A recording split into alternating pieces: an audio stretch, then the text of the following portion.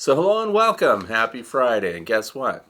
It's the last Friday of the year. This is New Year's Eve. Depending on where you are, it might already be New Year's Day. But this is Backyard Beekeeping Questions and Answers, episode number 140. And today is December the 31st. And that's right. The temperatures that you saw in the opening sequences are real. It's warm here. And those bees are flying. I went out and recorded that today. And my wife was out in the apiary about 20 minutes ago, and the bees in the larger hives were flying. So the little nucleus colonies were flying first, and everybody's moving around. So there's a lot going on, and my name is Frederick Dunn, and this is The Way to Bee. And I'm glad that you're here with me, whenever you happen to be chiming in. So even though it's the last episode of the year, maybe it'll be a good one. All the questions were submitted over the past week, and you can look down in the video description below to look for additional links and things like that. Stuff relevant to what we're talking about today. So let's get right into it and get started. First question comes from Brad Oliphant, frequent commenter and viewer. So I'm glad Brad's around. It says, you have a classic flow hive, and I asked because I just ordered one to expand my apiary and was wondering if a standard entrance reducer can fit into the entrance of the classic. Please let me know.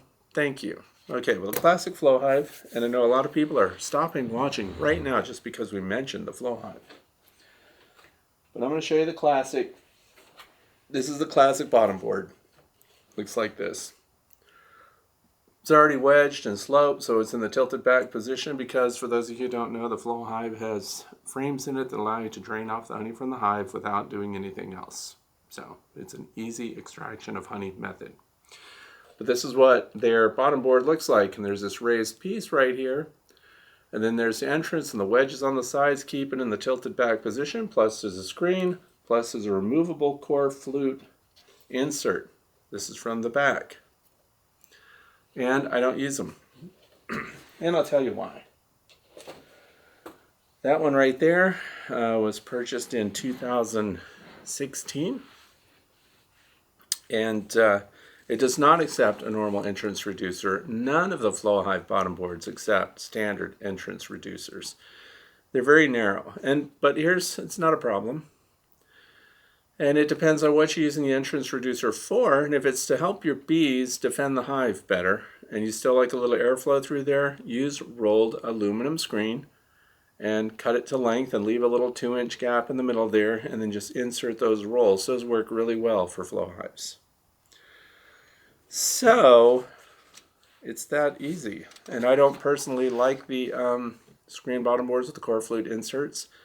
I like the new flow hive bottom boards, which are enclosed for the flow hive 2 and the 2 plus, because those have trays that go in them, great for integrated pest management. Everything is enclosed. So for example, for that one, when you pull the insert out, assuming it's not all glued up with propolis and everything else, when you pull it out, the screen is exposed from underneath. So you have to have another one to put in right away, and you will be replacing those over time. And for the period that thing is pulled out, the whole screen is exposed. Therefore, venting is not very well controlled for the bees. Bees like to move air through entrances, and they have better control over it that way. Open bottom boards, a lot of people swear by them. Open screen bottoms, a lot of people swear by those. And if those are working for you and that's what you like, I just have, a lot of personal reasons why I don't like open screen bottom boards. And one of the things we're going to talk about at the end of today's question and answer is oxalic acid vaporization. Very important information for you. So please watch the very end, because there's some things I really want you to think about regarding oxalic acid vaporization. But with that basic foundation, with a basic bottom board with the screen and the removable core flute, you have a problem sometimes closing it up so you can do vaporization. So that's part of it too.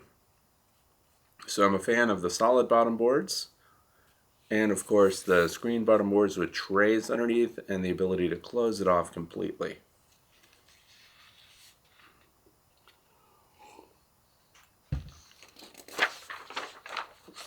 Question number 2. From Brian. Well, it's in the low 50s and it rained last night. At midday today, sunny. The bees were out taking up water. What are they doing with it? I don't see any pollen. Do they need it for the sugar we are feeding them? And Randy Oliver just did a really good article, by the way, in the American Bee Journal, I believe, recently. But they use a lot of water in winter. They use it to metabolize the honey that they've got stored. They need it for everything. So every opportunity they have to fly out, and probably why my bees are flying today, is to go out and get water resources for the hive. So you're going to find out that they're needing water every chance they get. Sometimes it'll be pouring rain, and you'll see their little faces sticking out the entrance. They'll just be lapping up water as much as they can. And if we could see inside the beehive, we would see that they get mobbed for water, and they'll be passing that back and forth through trophallaxis, and they'll be spreading it to the bees in the cluster. And they're also keeping the cluster humid. And so they need from 50 to 70% relative humidity over the brood to keep them from drying out, because even the nurse bees that are feeding even the small amount of brood this time of year, they need moisture. If it were really dry, it would dry out their food resources as well. So then they have to constantly paint the water over the surface. So the bees are ingesting it, they're using it for climate control, and to keep the humidity up. So it's all part of it. So water's critical. They're going to use a lot of it. And that's why they need it. There's a lot going on inside the hive in the wintertime. So question number 3 from Tim Hines, New Haven, Connecticut. I've taken a liking to the Layens hives. And however, I still have 2 Langstroth hives. Each consist of 2 10-frame deeps. And my plan is to build 2 long Langstroth type hives and transfer the bees into them come spring. And I started to think, isn't the brood chamber centered between the upper and lower frames? And will moving the frames into the long Langstroth be like cutting the brood chamber in half? Should I even try to make the transfer or just deal with having 2 Langstroth hives? Well, you can transfer them anytime you want when the weather's nice and everything else. And usually as we head into spring, you're going to find your cluster and the brood are really focused and concentrated up in the upper box, so I don't think it's going to be right midway between both of them the way you're thinking it might be. And I see no problem with transferring those right into your horizontal long Langstroth or whatever you're putting them in, and put the new hive box where the hives that you're transferring the equipment out of in that spot.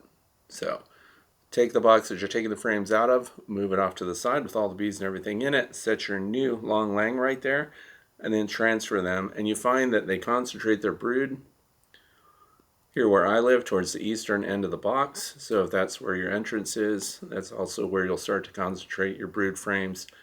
And then those frames are the most full of brood.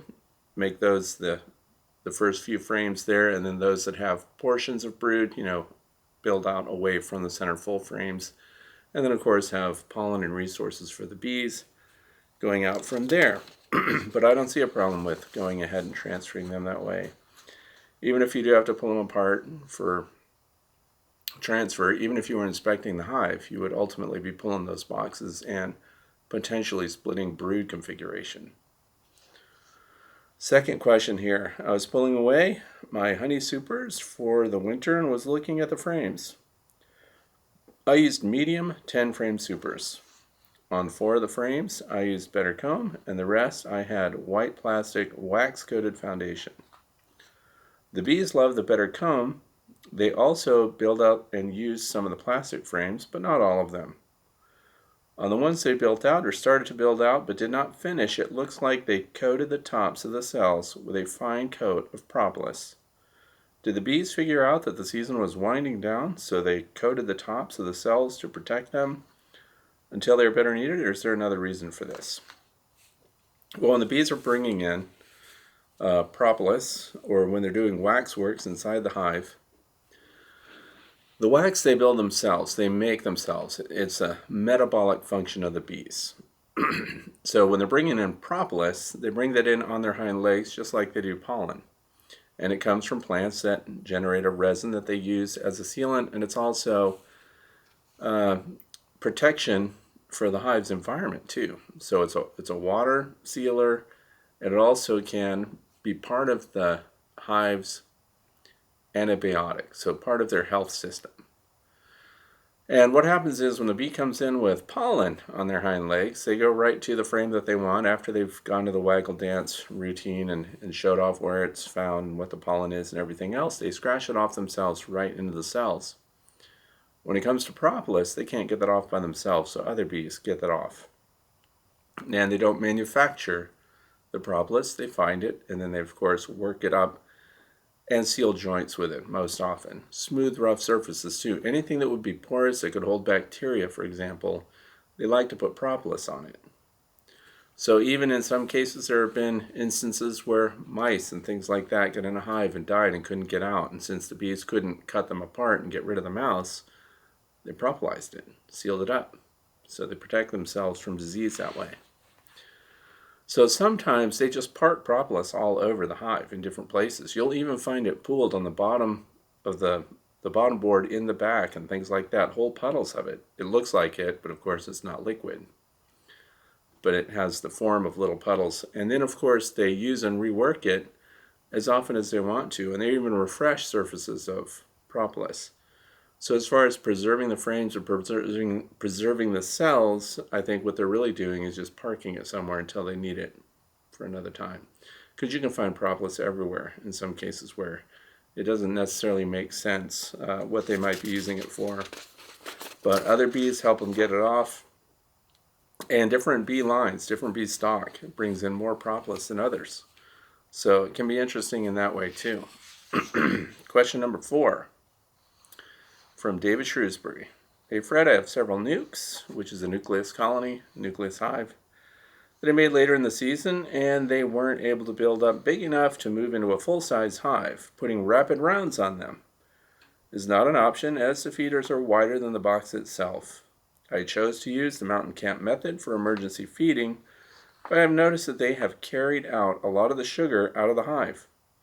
I even wet the sugar before placing it in and on the newsprint, in hopes that it would solidify and they would not be able to remove it. Do you think that I placed it on them too early or while the bees were too active, thus giving them ample time to clean house? Well, here's the thing with mountain camp, by the way, and there's a lot of ways to put sugar and make it available as an emergency feed on your hive. Mountain camp method is when you're using newsprint, as described here. You lay that on the backs of the frames themselves, and you've got space between the next box above or a feeder shim or something like that. People pour dry sugar on that, and then of course the bees work through the paper and then start to consume the sugar. If that paper is damaged, or if the sugar starts to fall down between the frames, I've even watched some beekeepers go, yeah, I'm feeding dry sugar, and just dump sugar all over the frames and let it pour down between the frames. They think they're helping them out. And then the bees see that as a foreign body. I mean, they didn't collect that resource, they didn't store that resource, and they may not be wanting to use that resource, especially when it gets all over everything else. So they will be hauling it out, and I've shown videos where bees remove sugar from beehives. But if it stays on the paper long enough, it acts as a desiccant too to some degree. So in the wintertime when some moisture condenses, it'll solidify or cause the sugar crystals to connect and become a consistent block. But if it started to fall down through, they'll be hauling it out. So if you're seeing the sugar being hauled out, what's the form that it's in? Do you see little granules of sugar? Because you wet it down, that should have solidified it. So the bees aren't good at cutting big chunks apart. So that actually should have worked, and why sugar bricks are good. Sugar blocks, because they're a chunk and the bees would have to chew them apart. And the other thing is, it would be up and above the bees where they're clustered and where they're surviving winter, so it would not be interfering with their normal access to cells and things like that. So it's another reason why I think it would be rare for them to be going out of their way to collect it and try to get it out of there. So pouring sugar in on your hives, not a great way to go, and I'm not saying that's what was done here. I'm putting this out, for anybody that's thinking about how to put sugar in their hives. It's also why my favorite method for putting sugar in there. We talk about the mountain camp method, and I do have the paper for doing that, but I use that newsprint for combining colonies. But if you put a wrapping round feeder up or something like that over a hole and then let the bees go up there, they never drag that out and get rid of it. So it only seems to happen when we have it dumped on the frames themselves, and I'm guessing maybe some of that fell through. And that's what they're probably getting rid of, but we need to do an inspection to see. The other reason I don't like to use the mountain camp method in the wintertime where I live in the state of Pennsylvania is because when you open up the hive in the middle of winter, if just the papers are on the backs of the frames, then we've exposed all of that to get to that. That's why I like to have the food resources above the inner cover and in a containment of some kind that when we open the outer cover to look in on it to see what the resources are, we're not venting off that heat capsule that they've made inside the hive, because I don't use upper entrances or upper venting in winter either.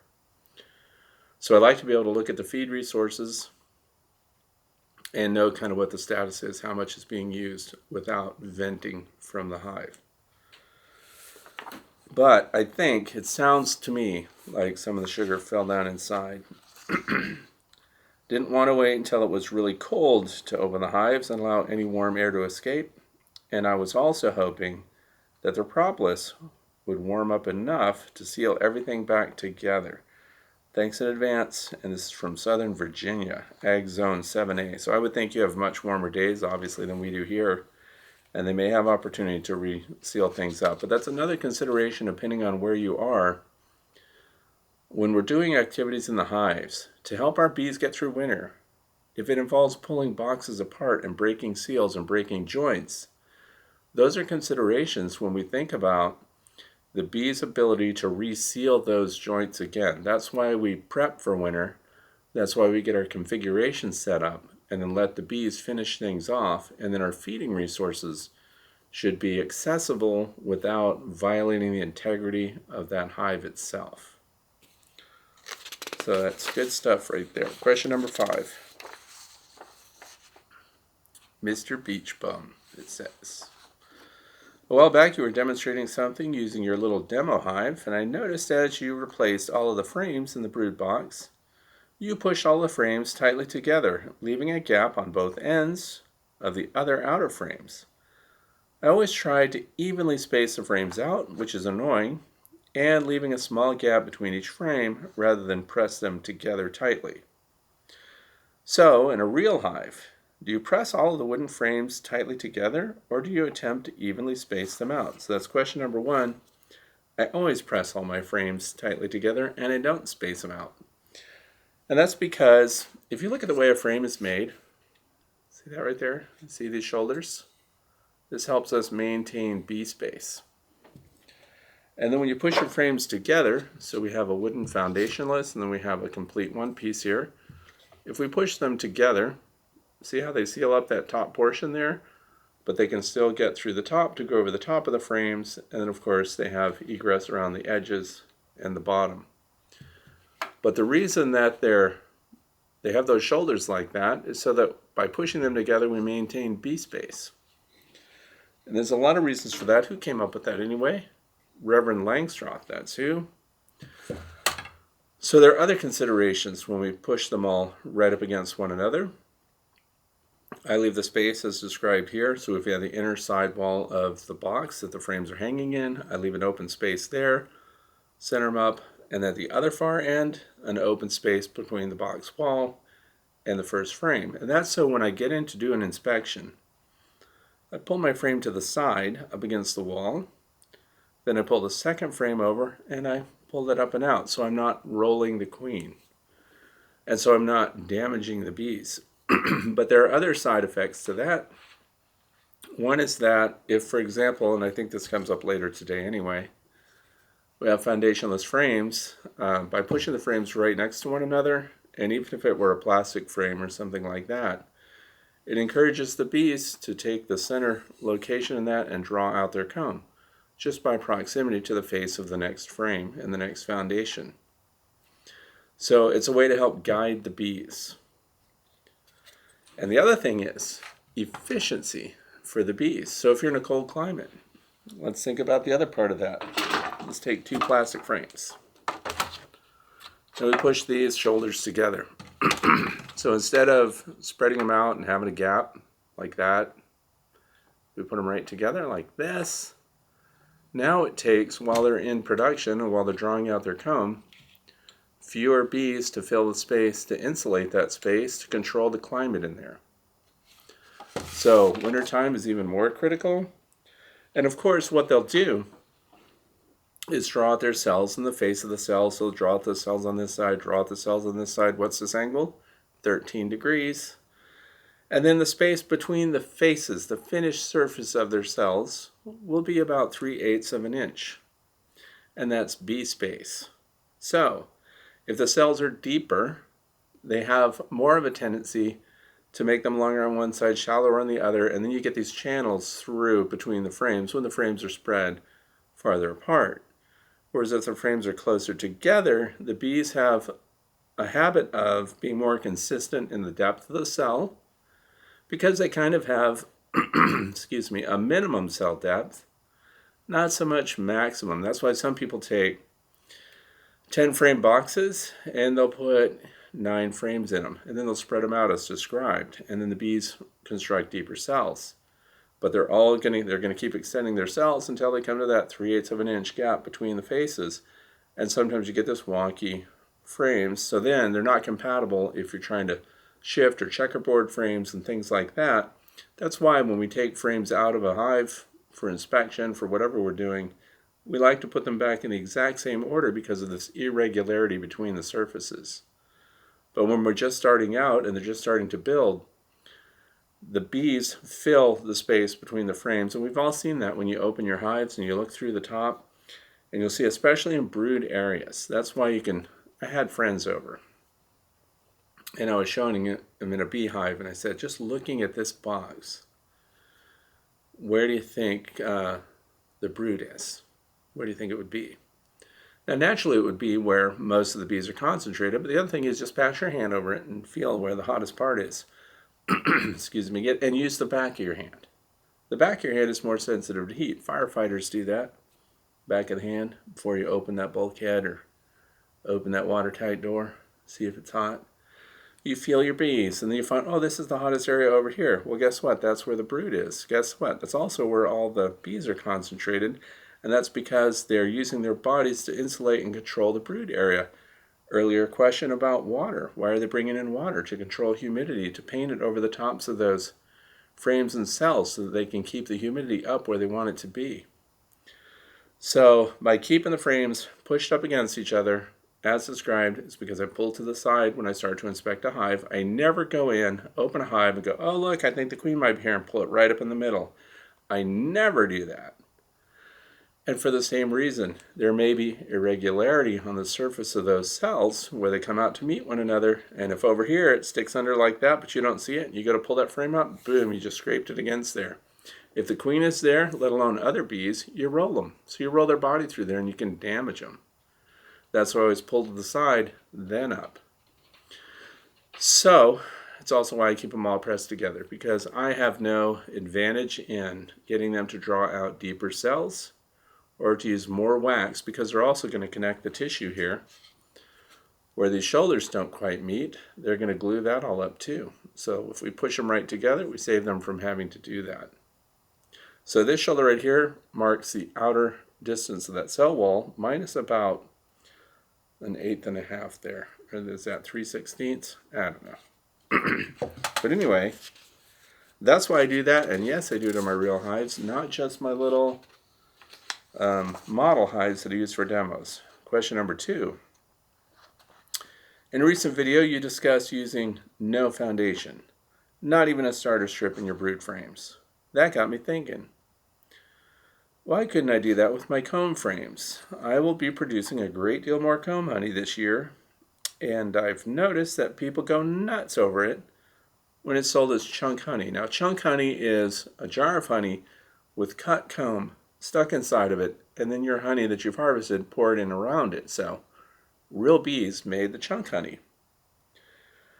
And I will be producing a great deal more comb honey this year. I've noticed that people go nuts over it when sold as chunk honey, and it sets me apart from most others who do not have it. So I'd like your opinion on comb frames. Normal comb, foundation, a small starter strip, or no foundation at all. Thanks, Fred. So here we go. These have a groove in the top. See it? And that's so that you can put a little starter strip in there. How many times have I put a wax foundation or a plastic foundation in a foundationless frame to start my bees going?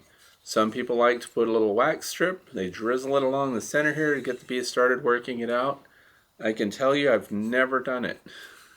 Not once.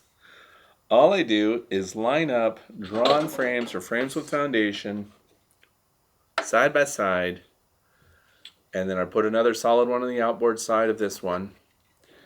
And then one of the cool things that we've started using the last couple of years. So here's drawn comb right here. So I wouldn't put two foundationless frames side by side because I don't use starter strips or anything like that to give them a guide to get them started. So I put a fully drawn frame like this one, which is better comb. And then I have a frame right here, foundationless, and then I would have another frame if I'm using, this is Acorn Heavy Wax Plastic Foundation, and then I checkerboard them like that, so every other one would be foundationless.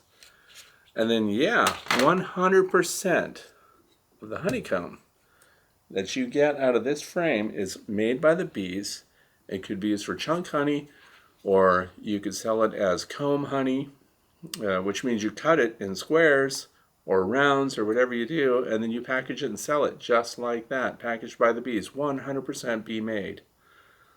And there's a market for it. It's a specialty. And I also, for that, I use Ross rounds. So if you want to see how that works, I'll put a link to that video. But when do I use foundationless? I only put it in the bottom boxes. These are the deep frames. Those are only for my brood. Because I'm never going to put that in an extractor, and that's why. So very rare for me to put medium frames in the medium supers that do not have any kind of foundation in them, because those ultimately may be put in an extractor, and so they're going to be flinging the honey out centrifugal force and could cause a problem with it. So I only use it in deeps. And if you want to see really good, clear examples of what that looks like, in my long Langstroth Hive inspection video, which I'll put also in the video description, you'll see that some of them have nothing marked on top, and some of the frames say better comb marked on top. So if you notice too, the better comb goes all the way to the bottom, and the bees just finish up the edges and tie it in all the way around. So they close up all these edges. Foundationless, they leave the comb off the bottom, clear across, more times than not. It doesn't mean they wouldn't or couldn't run it all the way to the bottom, but it's been my experience that they leave about a ½ inch. Across the bottom, they also don't connect it on the sides all the way down. Interesting. So it's very easy to see when you're inspecting a hive which frames were foundationless, but I recommend that you mark them too, which I do, so I'll know what's going on. So I hope that covers that one. Next question is number 6. Joel's in Broken Arrow, Oklahoma. I found a warm day to do my OAV treatment. We have had some really warm days here, and when I tried to slide my OAV wand into the opening of my Flow Hive 2, it would not fit. I ended up lifting the slatted rack up just enough to get the pan inside. Is there a better way to do this with a Flow Hive? There is, especially with that slatted rack. So what I would recommend, even though this one isn't modified for that, but you've got your slatted rack, and then you've got your Flow Hive 2 bottom board there. They are too narrow. In fact, they're right about 3/8 of an inch. Whatever the width of your pan is that you're going to put in there, I mark that on the front of your slatted rack, and I notch out the slatted rack just enough to accommodate it. And that way you're not damaging your Flow Hive, you're not damaging the Flow Hive bottom board, you're not modifying it, and you can't, because the bottom board on the flow hive too is protected. That lip is protected by a piece of aluminum. So you have to mark the width. In fact, you could go a little wider than the width of your pan that you're using and just accommodate it, cut right into the top of that on the front. That's what I would recommend doing. And it works. So don't cut your flow hive, cut your slatted rack. And I put slatted racks on almost all of my hives now. So that's a good method. So question number 7 from Michael Knudsen from East Helena, Montana. Let's see. Oh yeah, it's pronounced Knudsen. I got it right. I'm Fisher Beekeeper, interested in your thoughts on moving a hive during cold weather. Here in Montana, winter's finally hit, and I'm hoping to move my hives about 300 feet to a different location on our property in a better hive stand slant shelter. The usual suggestion is to move the hive miles away for around 2 weeks and then move it back to your final location. With the bees clustering all winter and not coming out, do I need to worry about this process? I say no. In the wintertime, even though like my bees are flying today, they fly to their locations based on their memories, and that's why they came up with this, get it at least 5 or 6 miles away from where they are now, because you have to get past their flight limits in theory, and then keep them there for as long as they can remember where they used to live. And for most people, that's the life of the forager, and by life of the forager I mean from the time they start foraging and then the rest of their life, which could be weeks, by the way. So I'm not a fan of that, really. And in the wintertime, it's a great opportunity to move your bees, because the bees that are flying out are usually the watering bees. And as described earlier today, they're going to get water. What do they need all the water for? So watering bees are the oldest foragers, which means they're near the end of their life, which means they've got the shortest memories. So I say move them. Wintertime is a great time to relocate hives in your apiary and move them 100 feet, 50 feet, 10 feet, whatever you want to do, and get them lined up and ready for spring. So worrying about the process now, and that's the thought behind it.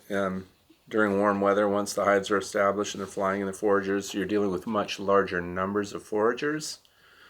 Therefore, you risk losing more of the bees if you don't move them far enough. And of course, there are other tricks and tips of changing your entrance, putting little blocks in front of the entrance, changing the configuration a little bit to cause them to do orientation flights when they do go out, to make them think they're at a new spot so that they understand what's going on. But inevitably, during other parts of the year, primarily, they will go back to wherever the hive was, and eventually they'll move into other hives. It's called drifting, or they may expire. But generally they find another hive to go to. And if they're foragers, they're bringing resources anyway, and foragers with resources are welcome into any hive. Question number 8, Robert Hunt, Marshall, Missouri. Have you bought a scratch and dent flow hive? And if so, what are your thoughts? Do you still buy the complete hive or just the supers? Just wanted your opinion. Well, scratch and dent, we get a lot of flow hive questions today. Scratch and dent just means it's cosmetically not, an awesome hive anymore. I generally don't buy them, but I do have some of the supers that are scratch and dent. Because the Flow Super, by the way, and I mentioned this on their forum on Tuesday when they do a live stream. Every single Tuesday, Flow Hive does a live stream. Somebody was asking if they could still use their Langstroth hive, and you can. And then just get the Flow Super and put that on whatever your strongest colony of bees is. Nothing wrong with scratch and dent. If you like, if the cosmetics aren't that big a deal to you and it still functions right. If it doesn't function correctly, they shouldn't sell it to you at all. But scratch and dent, yeah, I would buy it. As far as would I buy the whole hive, if I was in the market for a whole Flow Hive 2 right now, Flow Hive 2 Plus is the latest iteration. Nothing wrong with getting a scratch and dent. Who's looking at it? Just you, unless you have a showplace of a garden and your hive is going to be front and center and you want everybody to see how amazing it is because they are made like furniture. But scratch and dent, it functions just the same, so I say get it. Number 9, Brad Oliphant. Again, Brad got snuck 2 in on me today. Need your expertise for winter and next spring. For starts, are you feeding your hives pollen sub right now? Or is that just for spring buildup? If I'm correct, I think I remember you don't ever feed pollen sub regardless. I'm wondering if the bees would benefit from some extra pollen right now. Okay, and Brad's right. Now let's talk about this for a little bit. Let's sip some tea, hot chocolate, whatever you happen to have here on New Year's Eve.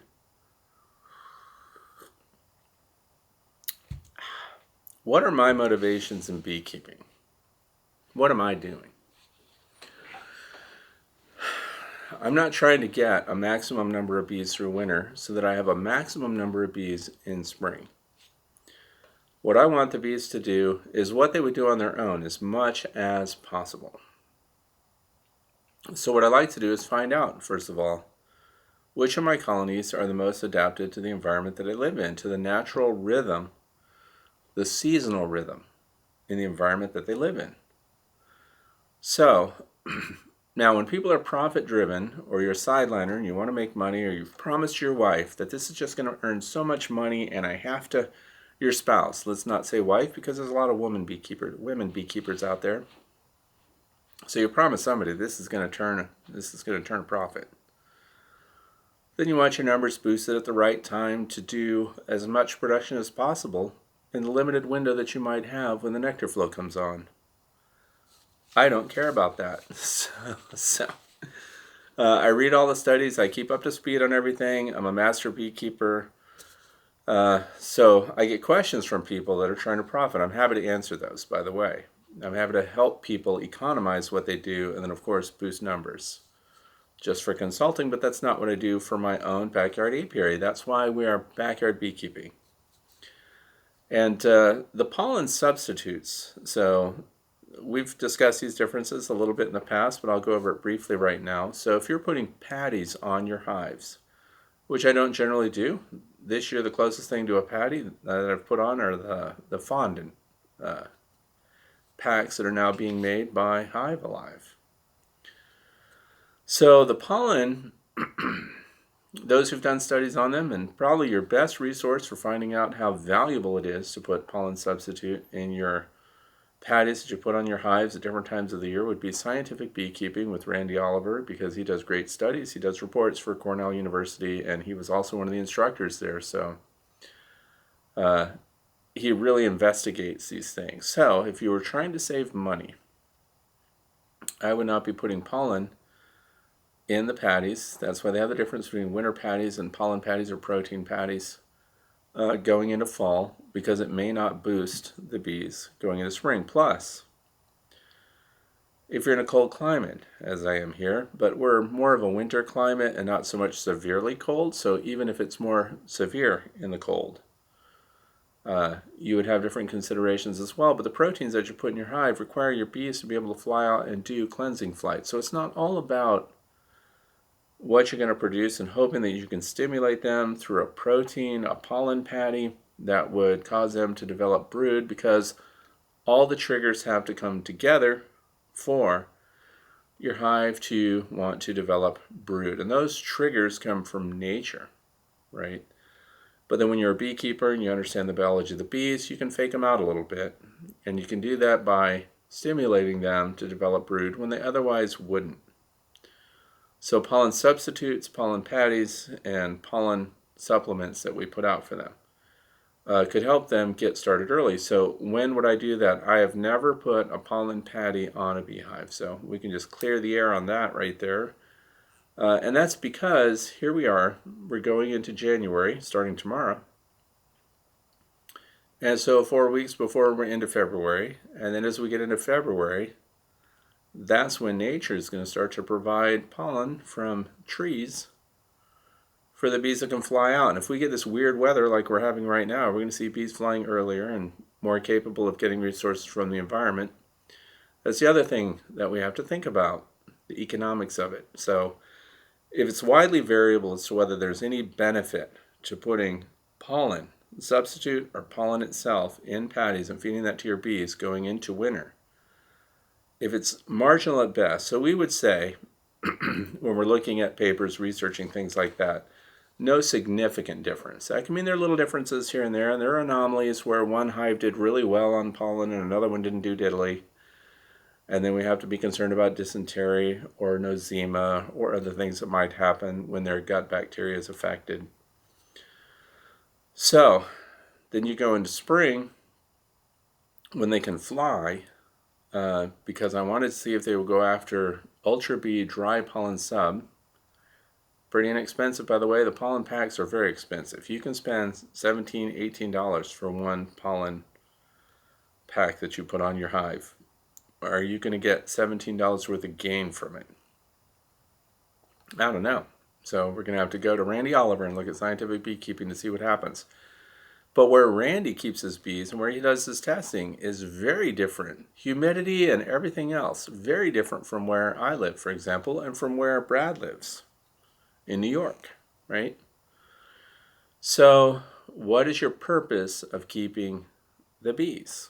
And my purpose is to study the bees, to see what they do, to see how they handle things, to see if little changes can make incremental changes that improve the bees. So I do little changes year after year through the years until eventually I arrive at bees that are managed the way I want to manage them, in the environment I want to manage them in, and with the end goal, which for me is to learn more about the bees. Now, I might change everything if I needed to make a profit from my bees. I'd have more bees for starters. I wouldn't have 20 colonies of bees. I'd have 300-400 colonies of bees, and they wouldn't all be in one spot. They'd be all satellite apiaries all over the place, where I found the resources in those areas to be beneficial to my bees. So things would change. So when you're asking me about it, I don't put pollen on any of my hives. And that's because mid-February, they're going to be foraging and getting their own pollen anyway. Now, and it's free. They're out in the environment. So Ultra Bee, they get these weird warm-up days. And that's why setting up a feeding station that's a static feeding station is a good move in my opinion. Also, it's not wasted. If you'll notice, a lot of people put pollen patties on all of their hives. And then they find, well, this colony used it, this colony didn't take it, this colony had enough of their own resources, this colony used a third of it, and so on.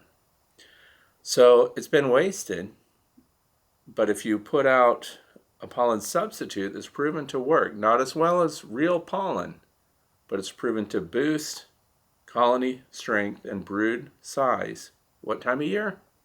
In spring. So it's before the real meaningful pollen resources are available to the bees. So you're just kind of nudging them a little bit when they can't get out to forage. And there's only one that I use, and that's Ultra Bee dry pollen substitute. And I put it out and let the bees find it themselves. And then everybody gets anxious about it. Well, can I just put that inside the hive? And can I just force feed them? Because that's what we're talking about. They want so badly to get it into the bees, to get them to produce brood earlier than they otherwise would, or get more brood than they otherwise would, so we can make splits, so we can make nucleus colonies and things like that. Well, I'm in the wrong part of the world for that to begin with. Because if I were doing beekeeping, and I know this is the long way around the barn for Brad here, so my short answer for Brad is, you're right, I don't feed pollen to the patties in the beehives in the fall, and I don't even do that in the spring.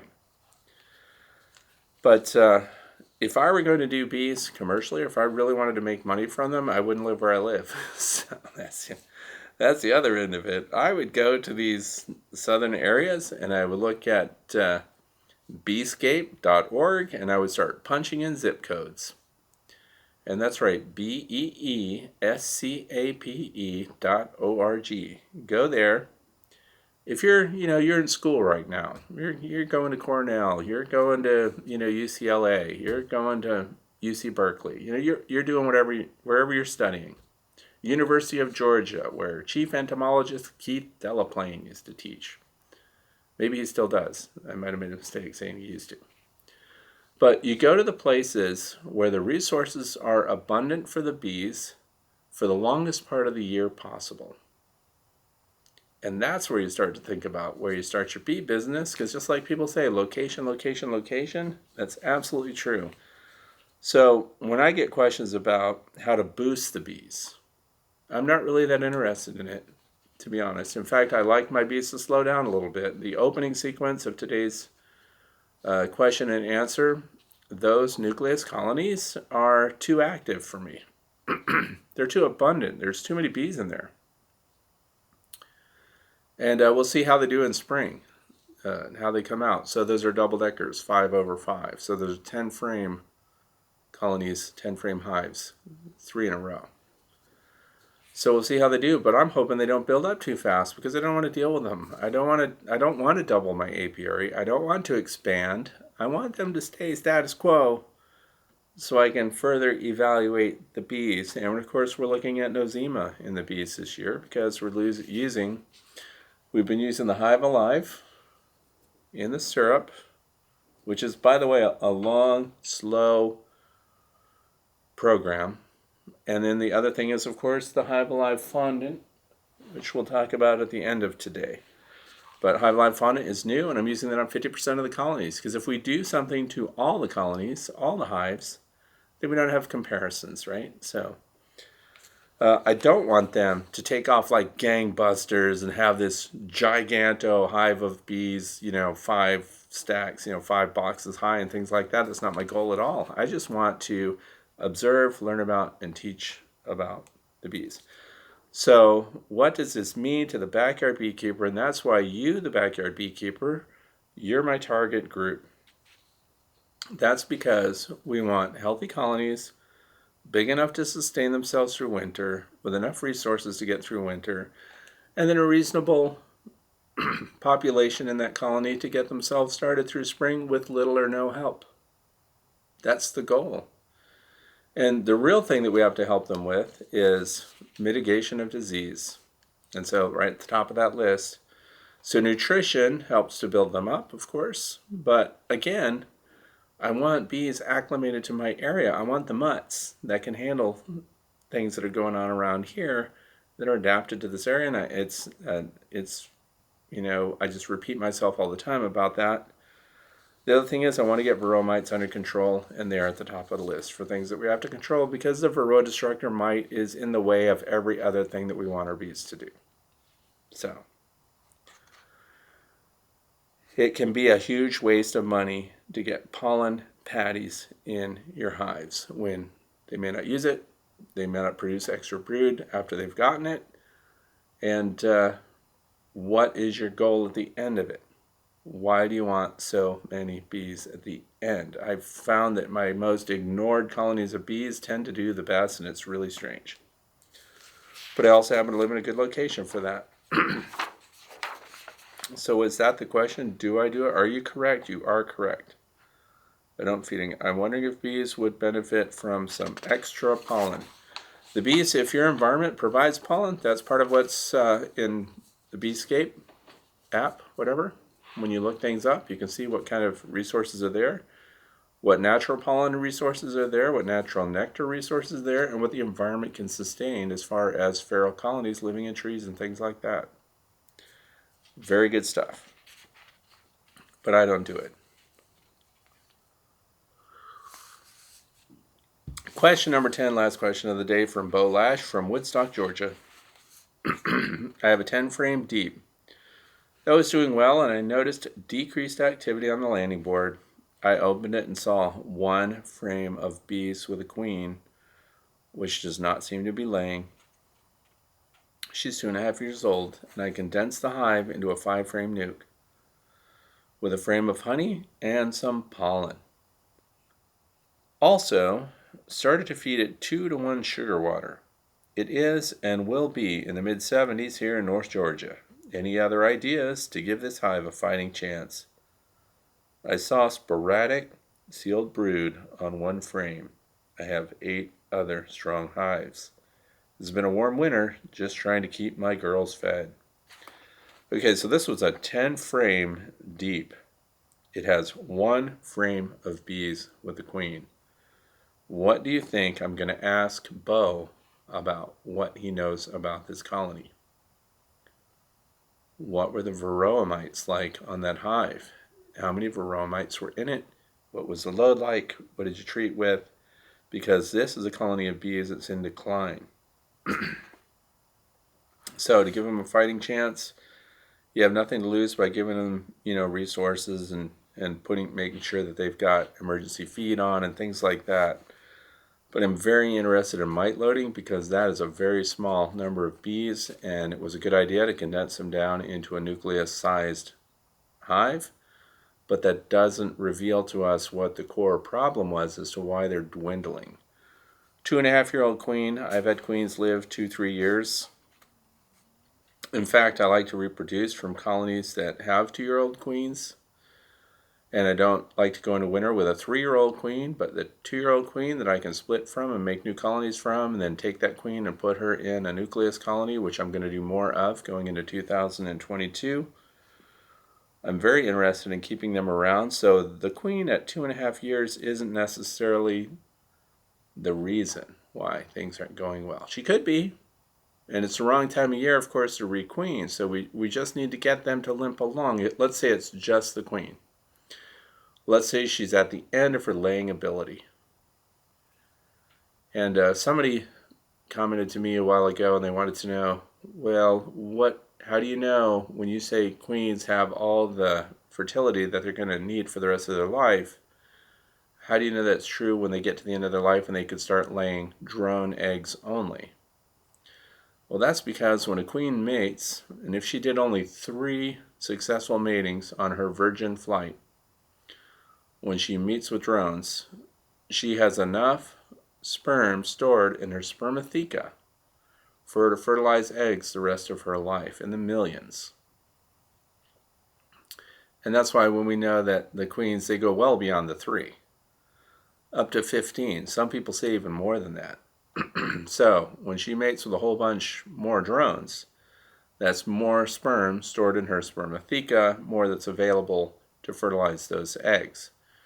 So let's assume that the queen is healthy, but of course as she gets to the end of her life, there are other things at play in her overall health and well-being, but the chances that she would shoot blanks or, lay eggs that are, haploid and therefore only not fertilized, which she has control over, by the way, because she can produce eggs that pass through that are not fertilized from her spermatheca. She totally controls that. That's why she can make drones at any time. But the shotgun, okay, because there's a key here, sporadic sealed brood. So that means that the brood is not collected together as it should be, which, if I pulled open one of my hives this time of year and they have a small brood pattern, I would expect to see the brood of equal age to be concentrated together. If they're all spread out, now we have concerns that something else is going on with the colony. And the top on my list to check out is, what's the history of this colony with Varroa destructor mites? The other thing is you can treat those with oxalic acid vaporization. I'm always amazed by how many people don't count mites, don't treat for mites, and they just hope for the best and do everything else they can for their bees. So, which you can do, but don't expect great results because they can be very easily overwhelmed. So that's it. Nutrition, if you want to put 2 to 1, because in the 70s, and I would make resources available to them outside the hive as well, and plenty of water and things like that outside the hive, and try to get them through. So I hope Bo will update us in the spring. So that's the last question for the day. So now we're in the fluff part. Oh, word on the fondant. Add a note here. Where's my fondant? Okay. As I mentioned already, half of my colonies are using this Hive Alive fondant. And when we put this on the inner cover, we cut this little circle here and remove that piece of plastic and lay it right on there. And even while I'm holding this, see how it's gradually deforming, right? And oozing down? Now outside where it's colder, of course, that would happen slower. But what I don't want people to do I don't want you to take this out of this plastic wrapper that it comes in.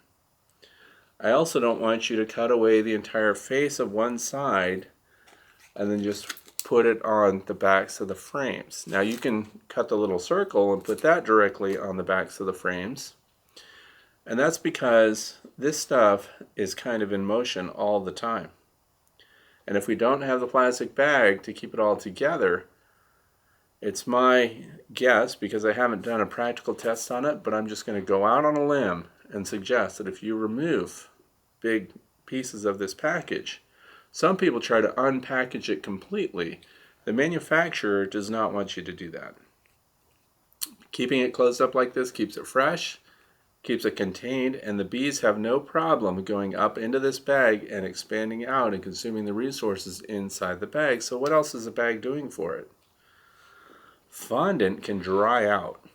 So that's the other end of it. We don't want it to move out of this bag and down in between the frames potentially. I'm not saying that it will happen. I'm saying that's a possibility if you remove the plastic. The other thing is we don't want it to dry out prematurely, because what are the bees doing, as someone commented on earlier today? They're out getting as much water as they can. That's because for everything they do inside the hive, including consuming their own stored honey, they need water to do that. They need water to utilize this fondant, even though it has invertase in it. It's inverted sugars too. But this plastic container, this envelope, will keep it from drying out, so it makes it more palatable and more ready to use for the bees. So that's all I wanted to say about that. The next really important stuff: oxalic acid vaporization delivery systems. People like to send their ideas to me, and that's okay. They talk about how, I just made this copper fitting thing, and I use a propane torch or a MAP gas torch, and I fire up that oxalic acid, and I made this whole thing for $20 or whatever. Then I can put oxalic acid vapor right in my hive. And look at that, so cheap, so inexpensive. Now I've always been, and the reason people really send me those ideas is what a lot of people hope I will do is, of course, mention them, mention their product, where can you buy it, it's on Etsy, it's on eBay, things like that. But I can't do that. And the reason is, I need to know that there's some quality control, and I need to know that there's some guidance to it, because there's more to oxalic acid vaporization than just getting it hot enough to sublimate, because it goes right from a solid to a gas. It is not that crude. So what I'm hoping that you, the people that watch my videos, I hope you'll go the extra step and go into the video description of today's video and follow the link of the study for oxalic acid vaporization. First of all, there's very good guidance in there about what works, what doesn't, and so on. But the thing that really got my attention when reading that study, and it's a recent study within the last 2 years, the minimum sublimation temperature is 157 degrees Celsius, which is 314.6 degrees Fahrenheit. Now that's the minimum pan temperature to get your oxalic crystals to sublimate, so that they can flow as freely through your hive, so the vapor goes through the hive. The maximum temperature, and this is why this is critical, the maximum temperature, a lot of people didn't know this, is there really a max? I mean, don't we just sublimate it and that's it? 189.5 degrees Celsius max, which is 372 degrees, 0.2 Fahrenheit.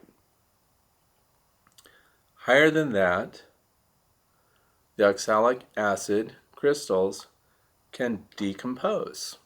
Now you think, well, decompose, then it's just no good, right? No, it creates toxins.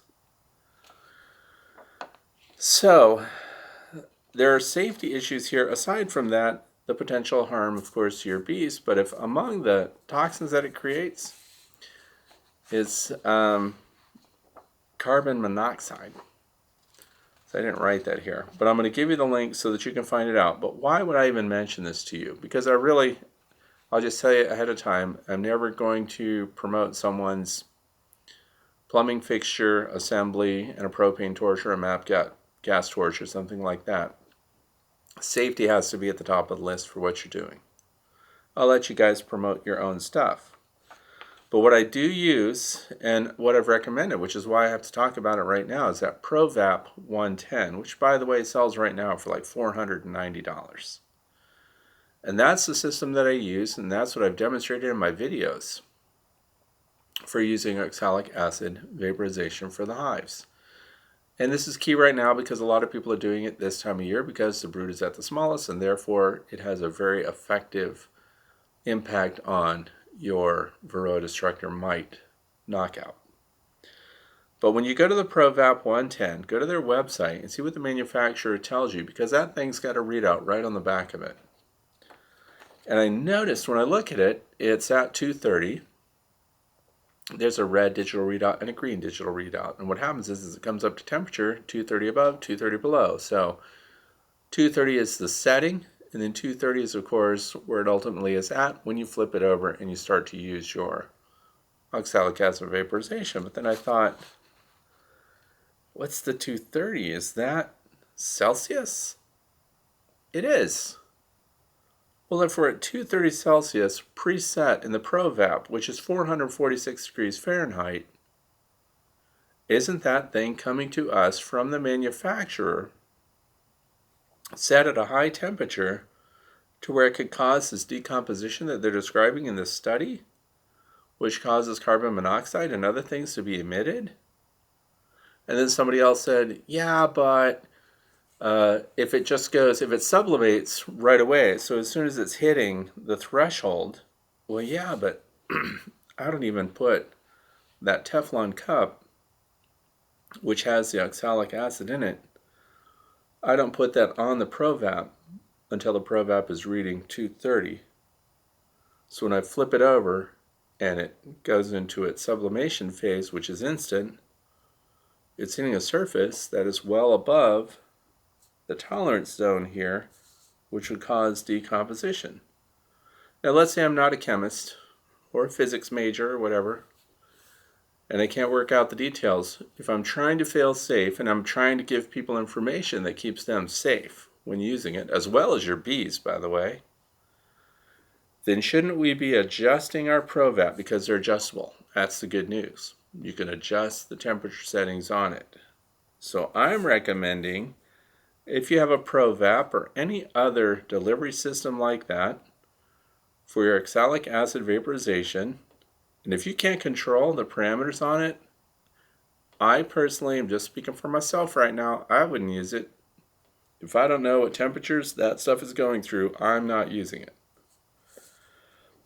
I'm going to set it between 157C and 189C, which is between 314.6 degrees Fahrenheit, the minimum needed to get it to do what it's going to do, and lower than 372 degrees Fahrenheit. So let's call it 360. So let's call it 170 degrees Celsius. That's where I would set that ProVap at. That's what I'm going to be setting it at henceforth.